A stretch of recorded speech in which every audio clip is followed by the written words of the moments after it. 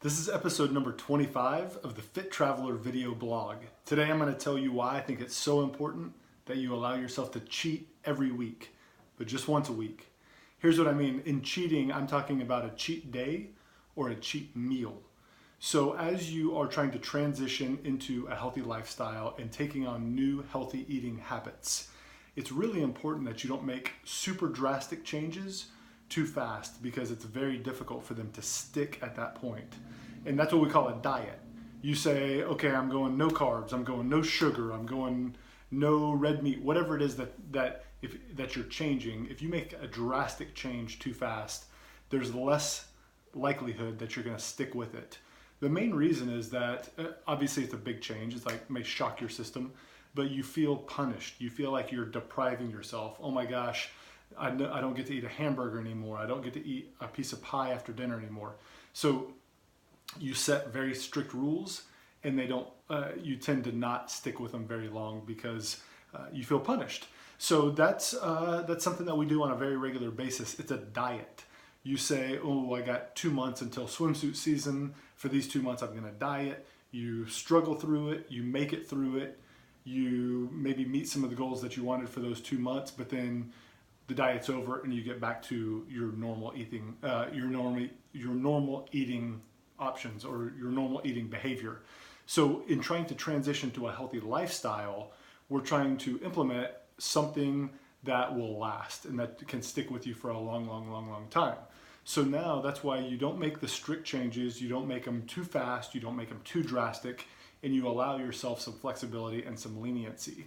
I think the great leniency is implementing a cheat day to start out with, at least. So now you set yourself up on making changes to a healthy eating lifestyle, and you map out what that looks like. It's going to look different for different people, whatever it may look like.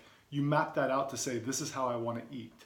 But then you establish one day a week that you're going to allow yourself to cheat and eat whatever you want. And to me, that's what a cheat day means, is I get to eat whatever I want all day long, no rules. And then what that allows you to do, the reason that this is so important, is it allows you all week long, as you're leading up to your cheat day, it makes it much easier to pass up on those foods that you've given up, on the things that you love, that you used to enjoy on a regular basis. Now you get to say, you know what, I wish I could have that today, but it's not that big of a deal because I'm going to be able to have that in a few days. And it's no longer a punishment, and you're no longer deprived, because you're going to get to eat those in a couple of days, and now you have something to look forward to. That's why I think the cheat day is so effective. I only ask for one rule during your implementation of a cheat day, and that is you establish what day of the week that's going to be, make it the same day every week, and don't budge, and no exceptions. The reason why this is, and so when I implemented mine years ago, mine was Sunday. Every Sunday is cheat day. So if there was something came up and, oh, this is going on Saturday, so I'm going to make Saturday my cheat day this week instead of Sunday, it would lead me into a bad spot, because I would cheat on Saturday. But then Sunday turns around, and in my head, Sunday's cheat day, and I've got a routine and I've got expectations. And so, ooh, I knew I cheated yesterday, but it's Sunday, and maybe I don't cheat as much as I normally will, but this little bit here and lunch after church or whatever it may mean. It was just hard to really substitute a day, and then you start to justify it to yourself. You start to give yourself some leniency of, oh, well, maybe now I can do Tuesday night during happy hour with coworkers, and then so all of a sudden, instead of your one cheat day a week, you turned out having 3 cheat days a week. So I really encourage you, pick a day, make it the same day every week, and don't budge, no exceptions. So that's really the only rule. I just want to give a little bit of a story of my experience with a cheat day, why I think it works, and why I think you can really be lenient and flexible in what you eat on that cheat day. When I implemented my kind of healthy eating lifestyle in some fashion a little over 10 years ago, and it looks a lot different today than it did then. But then it looked like, oh, I'm not playing sports anymore. I don't burn the same amount of calories I used to, so I can't eat 2 hamburgers at lunch. I need to only eat 1. So it started modifying, and it's continued to modify over the years. But I implemented a cheat day back then, which was Sunday. Every Sunday, I'm going to eat all day long, whatever I want.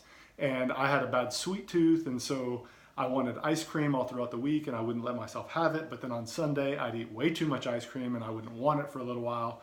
And so it's something that you live through for a few years, and you learn how to adjust and how to modify. For me, it was a few years. For some people, it may be a shorter amount of time. But what I really started to find is, as time grew on, and that Sunday where I looked forward to Sunday because I got to splurge, I started really craving those things less and less. Not only did the food just start kind of responding different in my body, I wouldn't feel as good.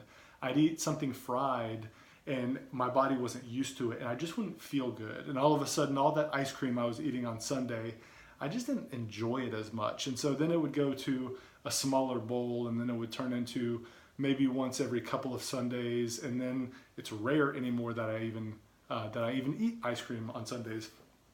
So all of this kind of morphed into, Monday through Saturday is my strict eating. Sunday I can eat whatever I want, but as it's gone through the years, now on Sunday, my Sundays today look very similar to Monday through Saturday.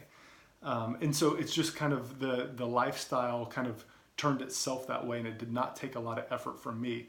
So what I think will happen to you once you implement a cheat day, I don't know how long it'll take, but a cheat day will probably turn to a cheat meal, a cheat half a day.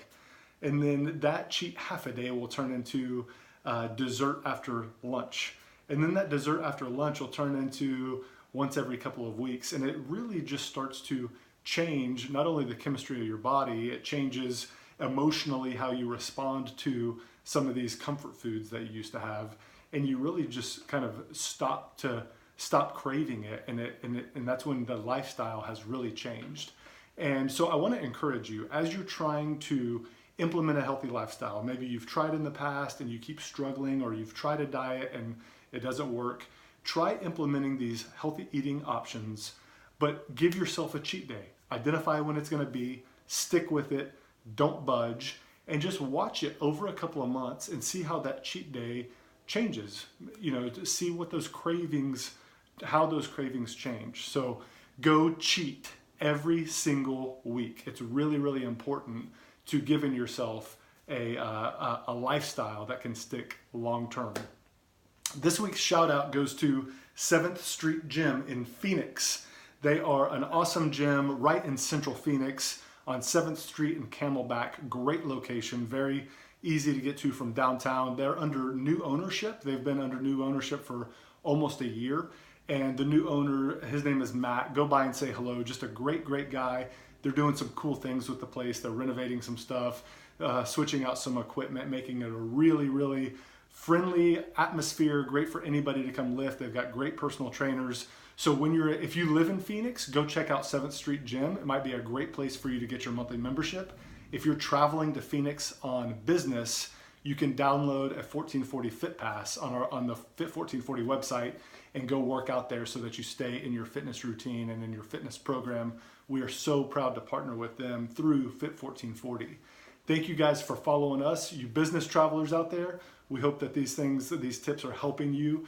We want to help connect you to a healthy lifestyle when you're on the road. If you're not a business traveler, hopefully some of the things will still help out. Send us some notes, send us some questions. We'd love to hear some other topics that you would like for us to discuss in future video blogs. Thank you for following us. Please continue to do so on Facebook and Instagram at Fit1440. Have a great weekend. Figure out your cheat day, and we hope you connect to your fit lifestyle soon.